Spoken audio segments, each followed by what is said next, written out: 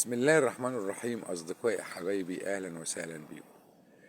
أظن إن أنتوا كل يوم بتتفرجوا على البرامج الرياضية وعلى القنوات الرياضية، وطبعا بتتفاجئوا طبعا كل يوم بقناة نادي الزمالك وما يحدث في قناة نادي الزمالك، وإنهم بيتكلموا أمس وبيقولوا إن إحنا اللي بنعمله بالنسبة للنادي الأهلي ده رد فعل على تصرفات إعلام النادي الأهلي والكابتن سيد عبد الحفيظ وما يحدث من النادي الأهلي تجاه نادي الزمالك. الكلام ده غير صحيح بالمرة. الكلام ده مفيش شيء منه من الصح، لأن النادي الأهلي دائما وأبدا ما بيتعاملش غير داخل ملعبه.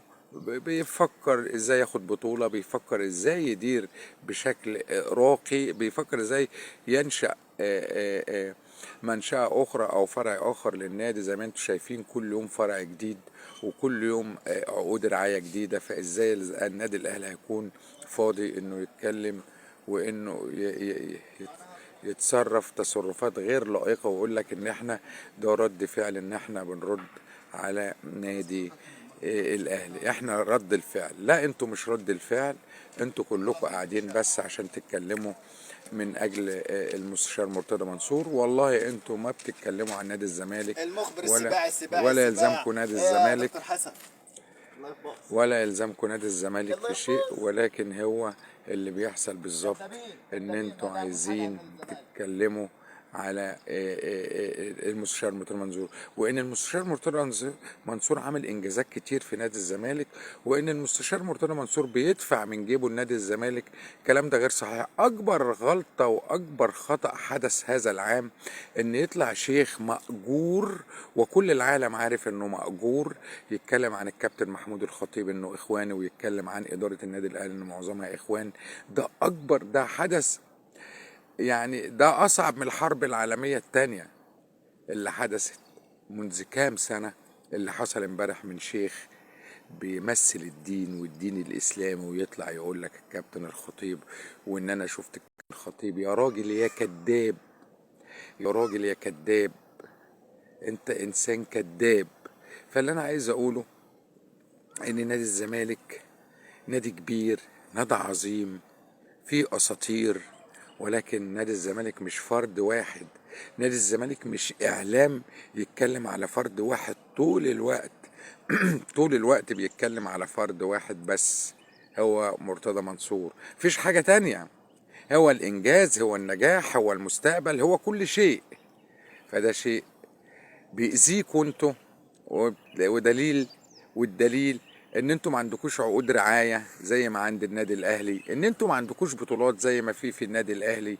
فكل ده عائد عليكم بالسلب وليس بالايجاب. يا ريت يكون في تصحيح للفكر والاوضاع شوية داخل قناة نادي الزمالك وداخل نادي الزمالك. يا ريت يكون في ارتقاء، وفي ان انتوا تستدعوا اساطيركم اللي ممكن تنهض بالنادي واللي ممكن تصنع القيم والمبادئ، وان العمل ما يبقاش فردي، وان اللي بيقوم بالعمل هو فرد واحد. حتى مجلس الاداره ما بتجيبوش سيرتهم في حاجه. ده شيء يعني بجد بجد. يعني انا نفسي مستاء، انا اهلاوي بس مستاء، متضايق، منفعل ان حتى مجلس الاداره ملوش دور. يعني جمال عبد الحميد وباقي مجلس الإدارة، جمال عبد الحميد الهداف التاريخي لنادي الزمالك، خلاص مالوش دور. خلاص هو كابتن. هو مرتضى منصور هو الأدوار كلها، هو البطل والبطلة والمؤلف والمخرج والمصور، هو كل شيء.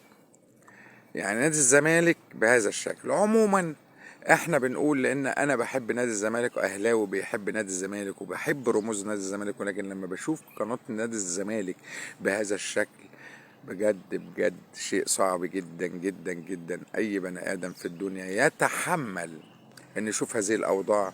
ده شيء يزعل اي حد في الدنيا، ده شيء يزعل اي حد في الدنيا. ارتقوا شوية وبطلوا تتكلموا عن مرتضى منصور، بطلوا تتكلموا عن بطولات مرتضى منصور، بطلوا تتكلموا عن انجازات مرتضى منصور. لان الزمالك مش نادي الفرد الواحد، الزمالك نادي جماعي. الزمالك فيه نجوم كتير قوي صنعوا تاريخه. الزمالك على مر العصور نادي كبير ونادي عظيم، ولكن طبعا